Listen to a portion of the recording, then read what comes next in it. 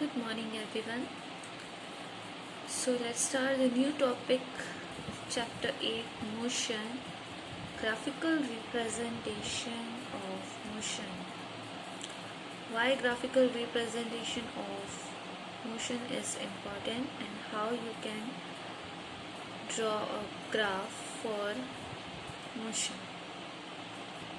Graphical representation of motion is useful to know the nature of motion, whether it is uniform or non-uniform.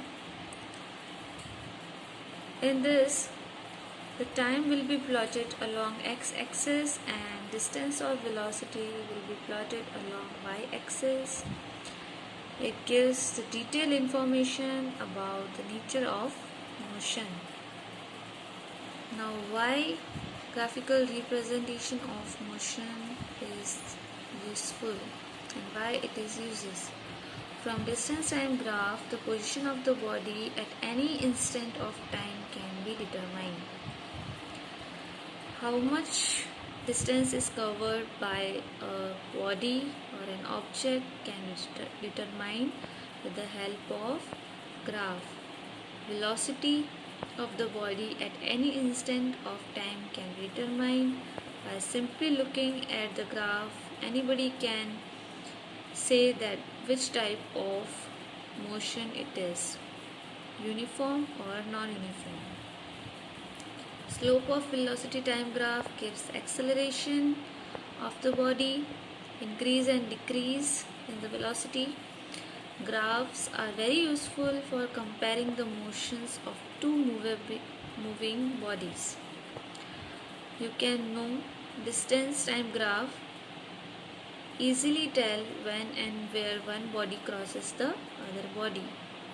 The common examples you can see in mathematics and one-day cricket match. In one-day cricket match, vertical bar graphs show the run rate of a team in each over.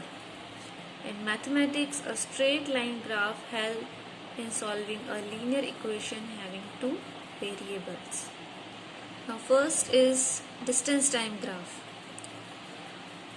In this graph, the distance will be plotted along y-axis and time will be plotted along x-axis. And by this graph, you can easily know how much body has traveled the distance. You can know the distance covered by the body and its position along the time. The distance time graph for uniform speed, you all know, will get a linear or straight line, and for non-uniform you will get a slope.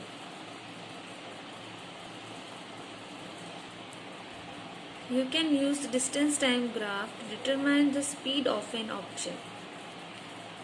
Draw a graph and point A and B parallel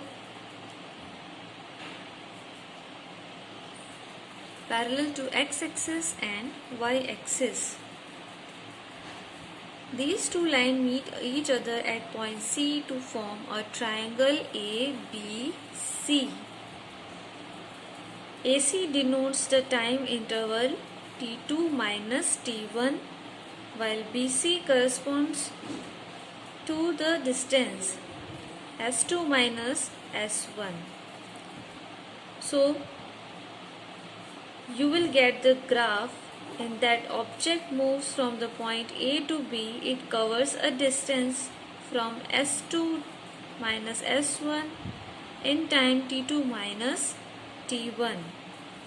So, distance is equal to S2 minus S1 upon T2 minus speed is equals to S2 minus S1 upon T2 minus T1. Now the next is distance time graph for non-uniform motion. You will get a slope because the object is moving in unequal distances in an equal interval of time.